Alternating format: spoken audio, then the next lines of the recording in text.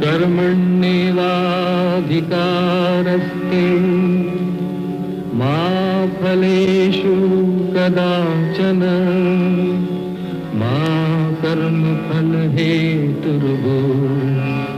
मा ते संगोऽस्तविकर्मणि।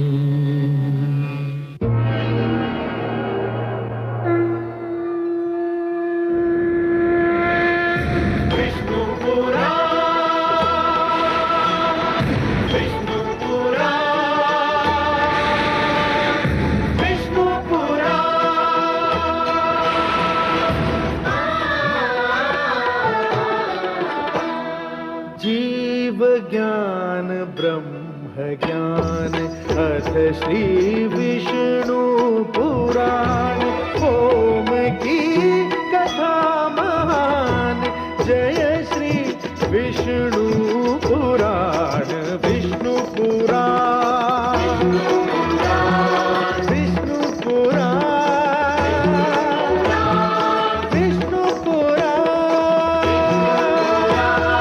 प्रगटे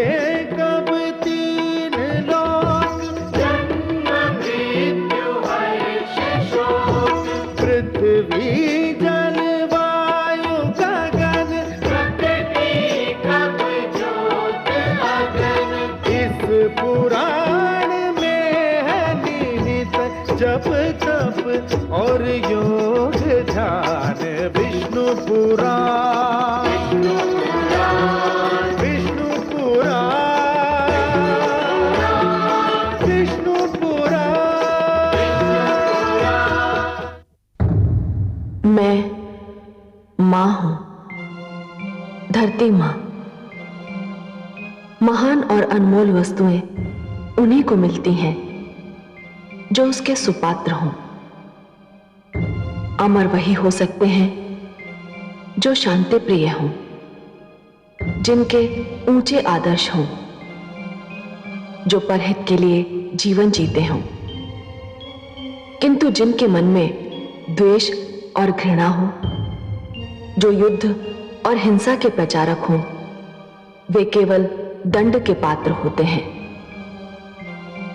इसीलिए श्री विष्णु ने देवताओं को अमृत दिया और स्वरभानु को दंड, जिसने छल करके अमृत पी लिया था। श्री विष्णु ने स्वरभानु का सिर धड़ से अलग कर दिया। स्वरभानु का सिर राहु और धड़ केतु बनकर आज भी नक्षत्र लोक में विद्यमान है। और चूंकि चंद्रमा ने उसका भेद खोला था, इसलिए आज भी राहु और केतु की चंद्रमा से शत्रुता है। परंतु क्या सागर मंथन के उपरांत सत्य और असत्य की लड़ाई का अंत हो गया? मुझे तो लगता है कि न केवल ये युद्ध जारी है, बल्कि इस युद्ध में एक नया मोड़ आने वाला है। मूर्खों, नारी तुम्हारी दुर्बलता है, और जो सुंदरता पर मोहित होकर अपना लक्ष्य भूल जाते हैं, वे जीवन में कुछ नहीं कर सकते। तुमने मेरे सारे किए कराए पर पानी फेर दिया। अब तुम देवताओं का कुछ नहीं बिगाड़ पाओगे। वो अमर हो चुके हैं, अमर। ठहर जाइए, कौन है आप लोग? हम ब्रह्मपुत्र सनकादिक ऋषि हैं। मेरा नाम सत है। यह है सनंदन, सनत और शौनक। अपने आने का उद्देश्य बताइए। प्रभु के द्वार पर आने का उद्देश्य प्रभु के दर्शन की इच्छा के अतिरिक्त और क्या हो सकता है द्वारपालो? आप अभी उनसे नहीं मिल सकते। क्यों नहीं मिल सकते द्वारपालो? प्रभु अभी विश्राम कर रहे हैं। कैसी बातें करते हो द्वारपाल? ईश्वर और विश्राम? ईश्वर कभी विश्राम नहीं करते। यदि ईश्वर विश्राम करने लगे तो सृष्टि का सारा काम ठप हो जाएगा। तुम हमें जाने दो। विचित्र प्राणी हैं आप। एक बार आपसे कह दिया कि आप अभी उनसे नहीं मिल सकते, तो आप लौट क्यों नहीं जाते? हे द्वारपालो, हम तुमसे विनती करते हैं कि हमें अपने लक्ष्मी नारायण के दर्शन के लिए भीतर जाने दो। हम बहुत दूर से उनके दर्शन को आए हैं। एक बार कह दिया कि अभी आप उनके पास नहीं जा सकते, तो फिर हट क्यों कर रहे हैं? हे द्वारपालो, पथ का अभिमान अच्छा नहीं होता, चाहे वो पथ कितना भी ऊंचा हो। तुम तो एक द्वारपाल का छोटा सा पद पाकर इतराने लगे। तुमने अपने अभिमान में आकर हमारी राह रोकी, हमें अपने प्रभु से मिलने नहीं दिया। तुम्हें इसका दंड मिलेगा। हम तुम्हें शाप देते हैं, जाओ तुम दोनों राक्षस बन जाओ।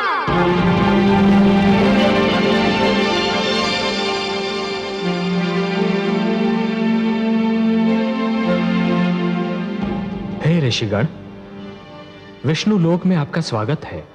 हे प्रभु, इन ऋषियों ने हमें श्राप दे दिया। हम तो केवल अपने कर्तव्य का पालन कर रहे थे प्रभु। कर्तव्य पालन? कर्तव्य पालन का अर्थ यह तो नहीं कि आप मेरे और मेरे भक्तों के बीच दीवार बन जाएं।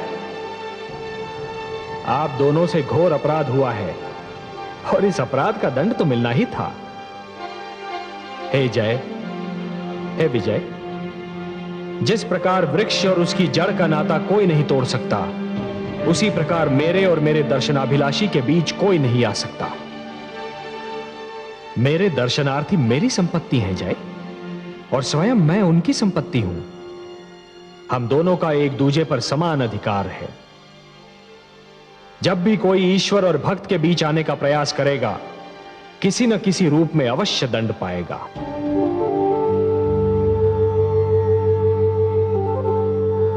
हे ऋषिगण, आपको विष्णु लोक में जो कष्ट हुआ, उसके लिए मैं स्वयं आपसे क्षमा मांगता हूं। हम धन्य हो गए प्रभु, आपके दर्शन हुए, हमारा जीवन सफल हो गया। हमारे जीवन का तो एक ही उद्देश्य है, आपकी आराधना और उपासना। आपको देखा तो हमारे नेत्रों की तृप्ति हो गई। प्रभु, उनसे कहिए कि मैं क्षमा कर दें। हे सर्वेश्वर, हमें इनके शाप से मुक्ति दिलाइए। नहीं विजय, यह नहीं हो सकता।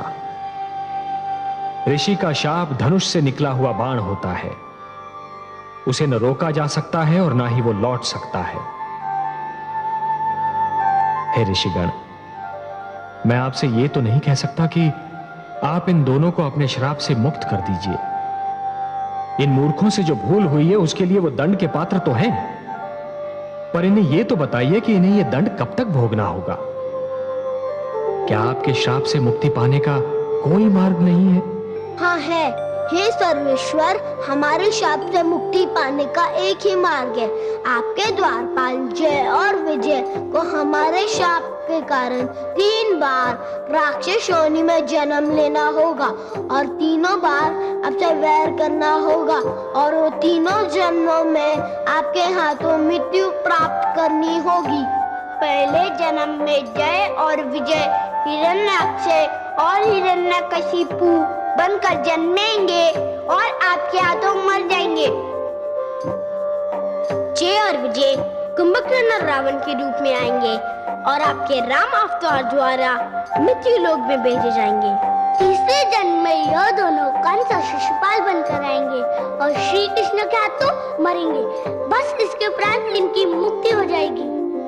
हे सर्वेश्वर, आपकी जय हो, जय हो। हे त्रिलोकीनाथ, आपको कोटि कोटि प्रणाम।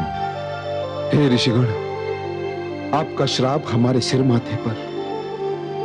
हम आपका श्राप सिर झुकाकर स्वीकार करते हैं और मुक्ति मार्ग की खोज में निकलते हैं।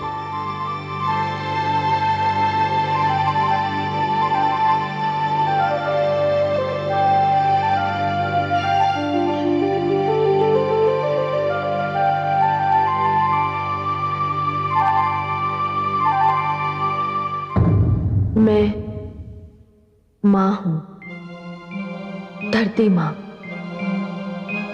सनकादिक ऋषियों के शाप ने जय और विजय को विष्णु लोक छोड़ने पर विवश कर दिया।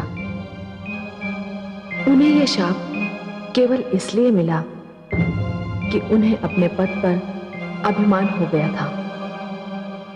वे समझने लगे थे कि श्री विष्णु के द्वारपाल जैसा पद पाकर वे अब ऋषियों और देवताओं से भी अधिक महान हो गए हैं।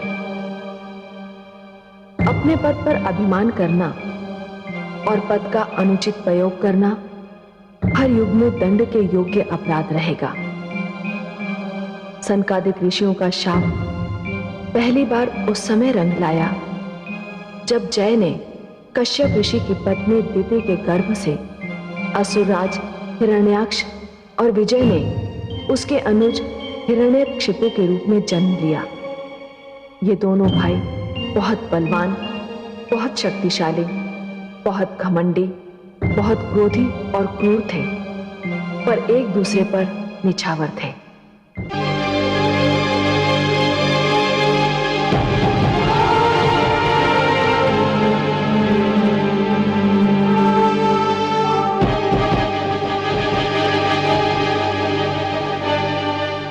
सावधान!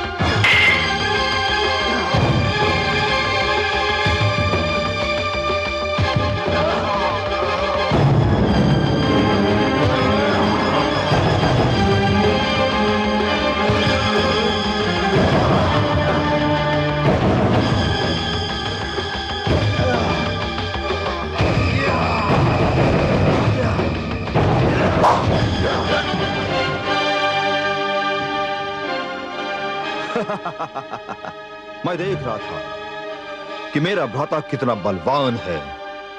मुझे तुम पे गर्व है हिरण्यकशिपु। तुम केवल मेरे भ्राता ही नहीं, मेरा दाहिना हाथ भी हो। भ्राताश्री, मैं जो भी हूं आप ही के कारण हूं। मेरे मन में आपके लिए आदर ही आदर, स्नेह ही स्नेह है। भ्राताश्री, हम दोनों मिलकर तीनों लोकों को जीत सकते हैं। तुम कहते हो तो मैं तुम्हें तीनों लोक जीत कर दिखा दूं हिरण्यकशिपु।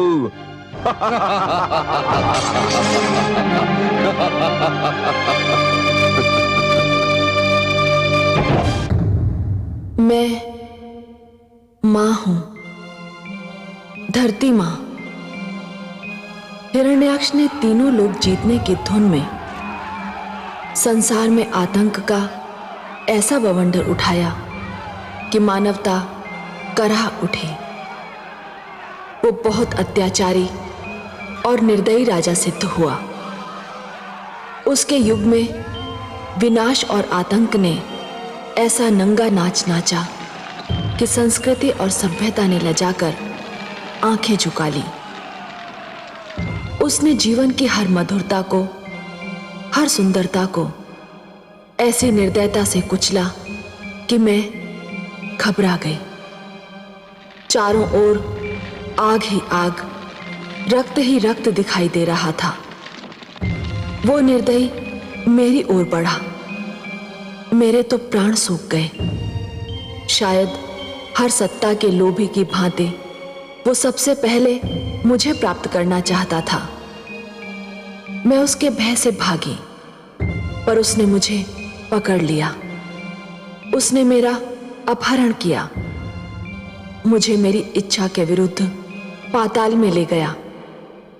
कोई राह न देखकर मुझ दुखियारी ने अपने स्वामी, अपने नाथ श्री विष्णु की स्तुति की, उन्हें रोकर पुकारा, और विष्णु तो हर दुखियारे मन की करुण पुकार सुनते हैं। मेरी पुकार सुनी, वे समझ गए कि यदि मुझे कुछ हो गया तो मानव बेघर हो जाएगा, मानवता का मंदिर गिर जाएगा। सो वो आए, वहां भी आए जहां केवल कीचड़ था, गंदगी थी। ऐसी जगह पर आने और मुझे बचाने के लिए उन्होंने वाराह जैसा रूप लेना भी स्वीकार कर लिया। यह उनका तीसरा अवतार था, जिसे इतिहास वाराह अवतार के नाम से जानता है। वे आए और उन्होंने मुझ अबला को असुरराज हिरण्याक्ष के पंजे से छुड़ा लिया और मानवता को बचाने, मानव का कल्याण करने के लिए हिरण्याक्ष का वध भी कर दिया। परंतु हिरण्याक्ष का वध भी आतंक का अंत नहीं सिद्ध हुआ। इस कहानी को तो आगे बढ़ना ही था। उसने संसार से विष्णु का नाम मिटा देने का प्रण कर लिया।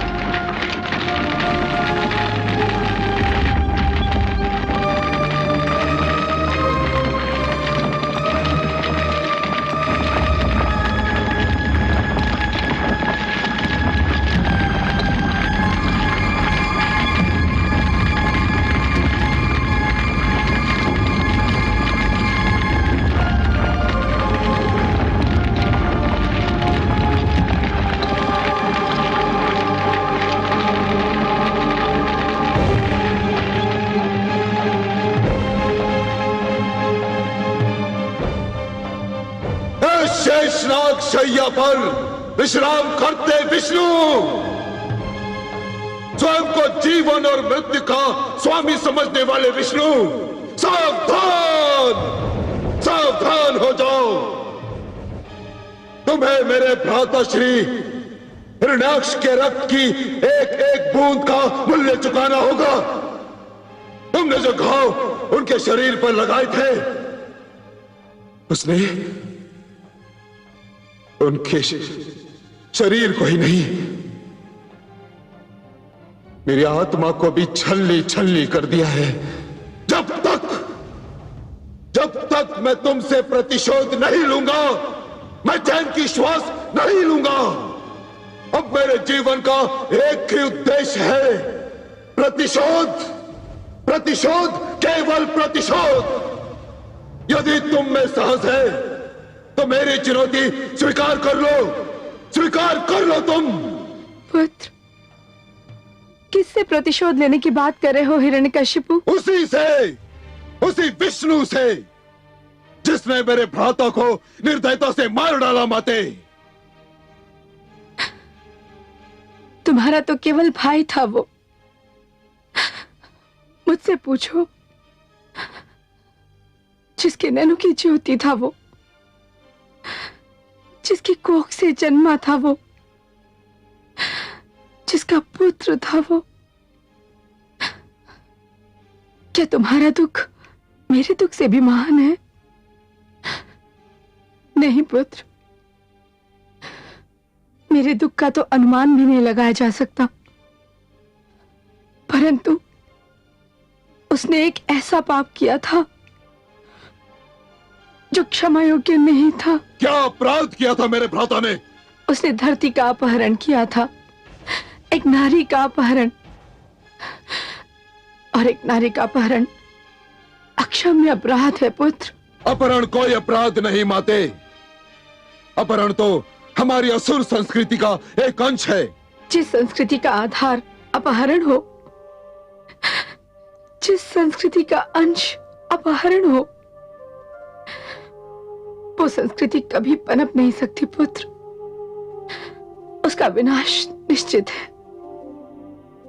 अपहरण समाज का सबसे बड़ा अपराध है, पाप है। माते, शक्ति है हमारे पास, साहस है हमारे पास। जो वस्तु हमें सुहाती है हम उसे छीन लेते हैं। जिनकी भुजाओं में शक्ति है उनका उत्तरदायित्व भी उतना ही होता है पुत्र। वे नारी की रक्षा करते हैं, उसका अपहरण नहीं। नहीं माते, हमारी शक्ति पर कोई भी उत्तरदायित्व अंकुश नहीं लगा सकता। जो भी हमारी महानता के समक्ष सिर नहीं झुकाएगा हम उसे कुचल देंगे। जो भी हमारी आज्ञा का पालन नहीं करेगा उसका भी वही परिणाम होगा जो धरती का हुआ। तो फिर ये भी जान लो पुत्र कि जो ऐसा अत्याचार करेगा उसका परिणाम भी वही होगा जो पुत्र हिरण्याक्ष का हुआ था। तुम विष्णु की शक्ति को नहीं जानते पुत्र। और विष्णु मेरी शक्ति को नहीं जानता माते। परंतु जिस दिन मैं उसे उसकी शेष शैया से नीचे घसीट लूंगा, उसके सिंहासन को डामाडोल कर दूंगा, उस अभिमानी से उसकी सारी शक्ति और देवताओं से उनका प्रताप छीन लूंगा। उस दिन माते, उस दिन वो मेरी शक्ति जान लेगा, भली भांति जान लेगा। ऐसा मत कहो पुत्र, ऐसा मत कहो।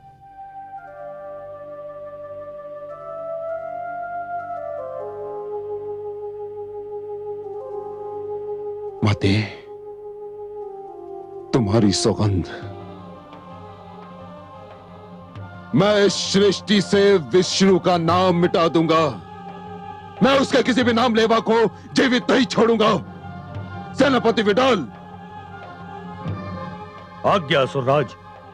हमारी सेना को आदेश दो कि चारों ओर फैल जाए। जिस जीप पर विष्णु का नाम हो उसे काट दे। जो कान विष्णु का नाम सुनते मिले उनसे सुनने की शक्ति छीन ली जाए। जो आज्ञा असुरराज। जाओ और सृष्टि में यह संदेश सुना दो कि विष्णु की प्रभुता का युग समाप्त हो गया। अब एक नए युग, हिरण्यकशिपु युग का आरंभ हो रहा है। जो भी अब तक विष्णु का स्मरण करते थे अब मेरा स्मरण करेंगे। जिस मन में विष्णु का ध्यान होगा अब उस मन में हिरण्यकशिपु का भय वास करेगा। हाँ, आपके आदेश का पालन होगा असुरराज। नहीं नहीं, ये क्या कर रहे हो पुत्र? अपना आदेश लौटा लो, रुक जाओ। ये अनर्थ ना करो पुत्र। यह अनर्थ नहीं, सर्वथा उचित है देवी। विष्णु के षड्यंत्र का उत्तर है। षड्यंत्र? ये आप क्या कह रहे हैं गुरुदेव?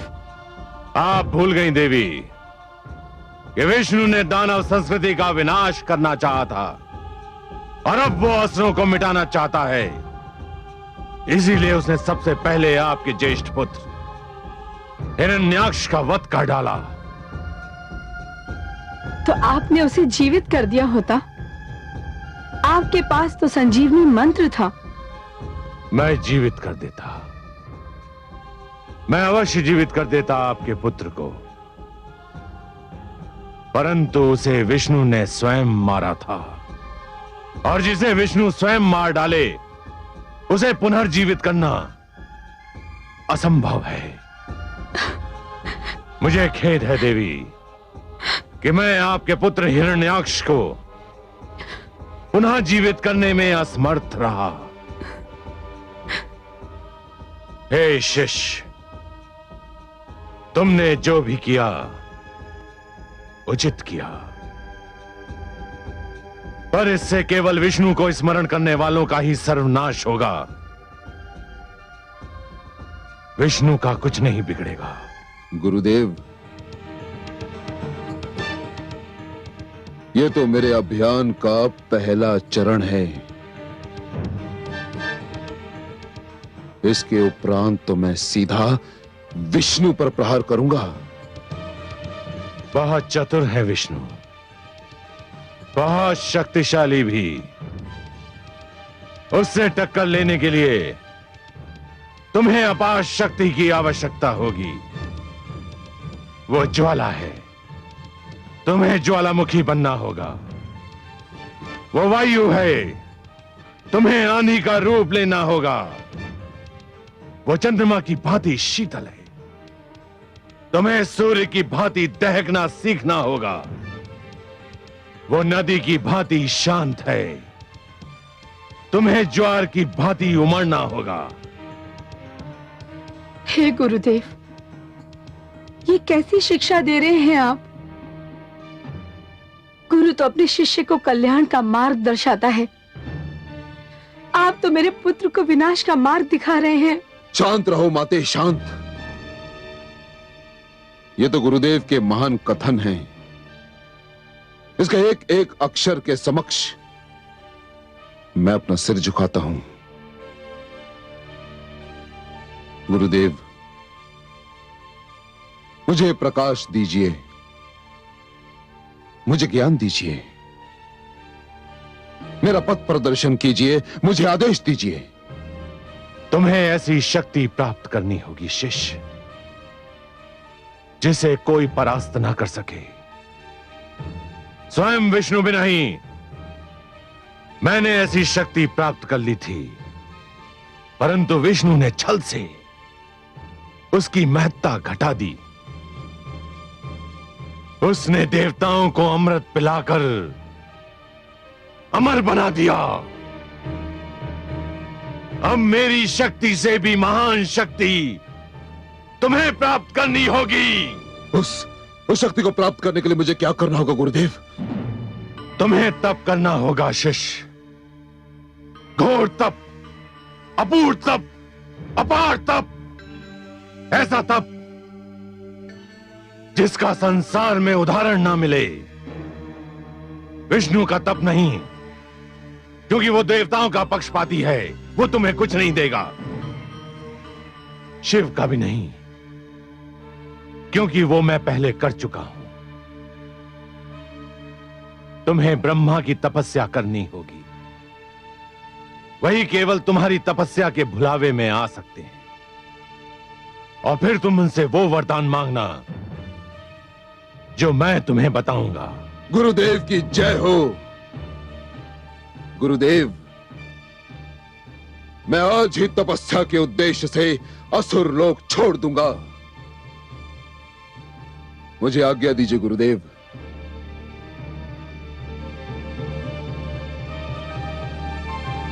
प्रणाम माते।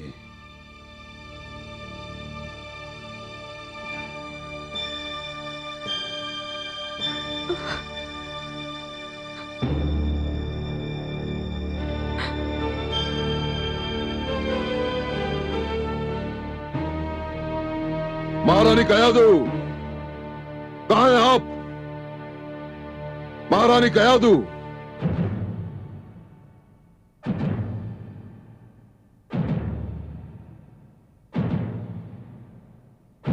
महारानी कयादू।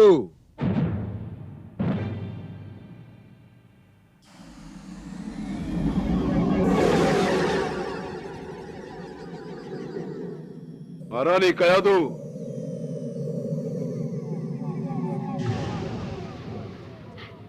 समय मैं जो मांगती मुझे मिल जाता। मैं आप ही की प्रतीक्षा कर रही थी स्वामी। मुझे आपको एक शुभ समाचार देना था। समाचार तो मुझे भी देना था, पर मुझे भय है। यह समाचार आपके लिए शुभ नहीं होगा महाराज। क्या समाचार लाए हैं आप?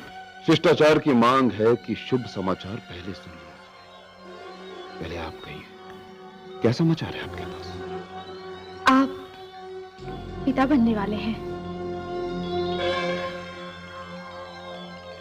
स्वामी, आप प्रसन्न नहीं हुए? कौन व्यक्ति पिता बनने का समाचार सुनकर प्रसन्न नहीं होगा महारानी? पर अशुभ समाचार यह है कि मैं अपने पुत्र के जन्म तक यहां रुक नहीं सकता। क्या आप कहीं जा रहे हैं? हां प्रिय, मैं जा रहा हूं विष्णु से प्रतिशोध लेने की शक्ति को प्राप्त करने। तपस्या पर जाने से पहले मैं तुमसे विदा लेने आया था।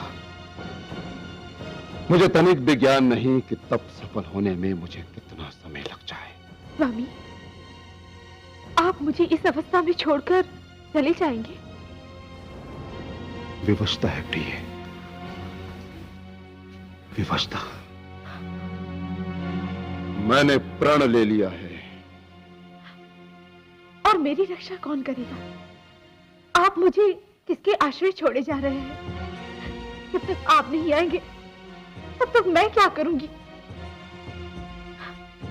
आपकी रक्षा में कोई कमी नहीं रहेगी महारानी।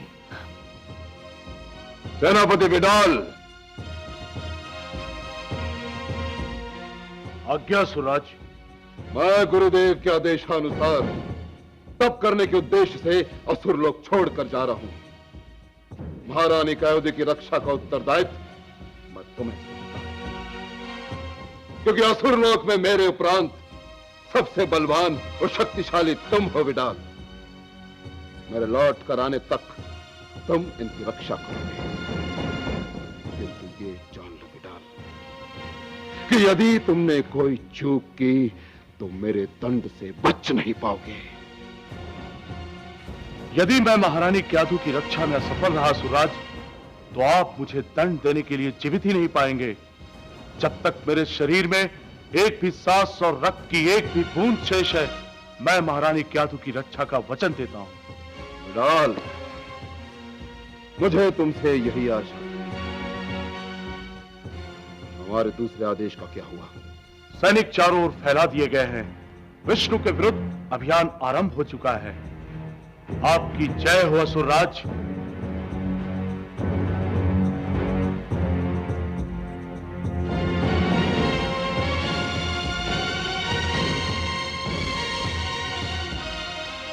अब मुझे निश्चिंत होकर विदा करो प्रिय। जब मैं लौट कर आऊंगा तो मेरे पास इतनी शक्ति होगी कि कोई मेरे परिवार की ओर आंख उठाकर देखने का साहस भी नहीं करेगा। मुझे विदा करो।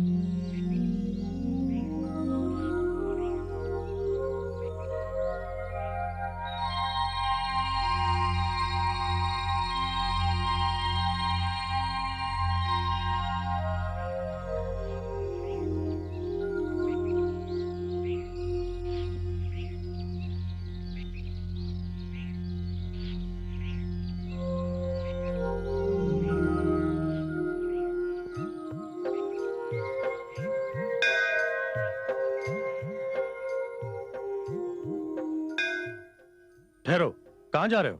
मंदिर में। क्यों जा रहे हो मंदिर में? अपने विष्णु भगवान की पूजा करने, जो मैं नित्यदिन करता हूं। कल भी की थी, आज भी करूंगा। कल की थी, आज नहीं करोगे? कल तुम्हारे लिए विष्णु की पूजा का अंतिम दिन था। क्यों? ये कैसी अनोखी बात कर रहे हो तुम? मैं ठीक कह रहा हूं। असुरराज हिरण्यकशिपु का आदेश है कि कोई विष्णु भगवान का नाम नहीं लेगा, कोई उसकी पूजा नहीं करेगा, कोई उसका स्मरण भी नहीं करेगा। मैं तो लूंगा उनका नाम, वही मेरे ईश्वर हैं।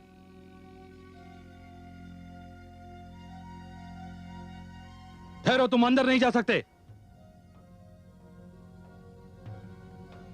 हे सेनापति, देखिए आपका सैनिक कैसी विचित्र बात कह रहा है। यह कह रहा है कि मैं अपने विष्णु के मंदिर में प्रवेश ना करूं। आप इसे समझाइए कि विष्णु का नाम तो मेरे रोम रोम में बसा हुआ है। अच्छा, तो तुम्हारे रोम रोम में बसा हुआ है विष्णु का नाम। अब मैं निकालता हूं तुम्हारे रोम रोम से विष्णु का नाम। विष्णु! हे सर्वेश्वर! क्या बात है प्रिय? कोई इतना निर्दयी कैसे हो सकता है? एक वृद्ध असहाय मनुष्य पर इतना अत्याचार। कमल नयन, हिरण्यकशिपु आप पर क्रोधित है, पर क्रोध उतार रहा है निर्दोष मानव पर। आपकी क्रोधाग्नि कब भड़केगी? आप किस बात की प्रतीक्षा कर रहे हैं? समय की महादेवी, समय की। किस समय की? उस समय की जब हिरण्यकशिपु की गागर भर जाए। समय? गागर? मैं आपकी बातें समझने में असमर्थ हूं जगदीश्वर। महादेवी, अभी तो हिरण्यकशिपु के पाप की गागर में दुष्कर्म की पहली ही बूंद गिरी है। इसके भर जाने की प्रतीक्षा तो करनी होगी ना? उस समय की प्रतीक्षा कर रहा हूं मैं। पर वो ये जानते हुए कि हिरण्याक्ष अपराधी था, आपसे शत्रुता पर कमर कस रहा है। हाँ महादेवी, हरेक को मरने के लिए कोई ना कोई बहाना तो ढूंढना ही पड़ता है। हिरण्यकशिपु ने मेरी शत्रुता को वो बहाना बना लिया है।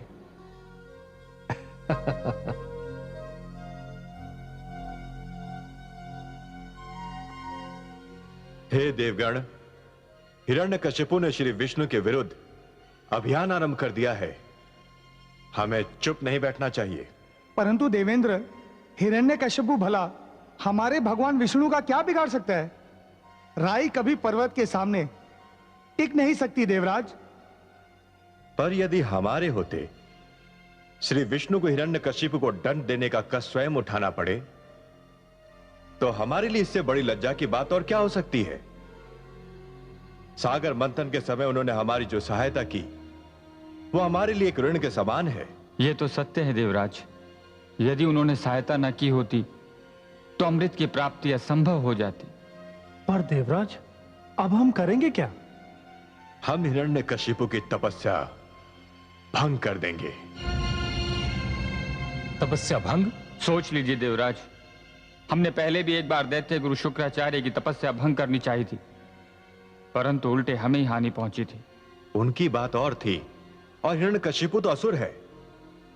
इस बार हम कोई भूल नहीं करेंगे, और श्री विष्णु का ऋण चुकाने का यही अवसर है। ओम ब्रह्मदेवाय नमः। ओम प्रजापतये नमः। ओम ब्रह्मदेवाय नमः। ओम प्रजापतये नमः। ओम ब्रह्मदेवाय नमः। ओम प्रजापतये नमः। ओम ब्रह्मदेवाय नमः।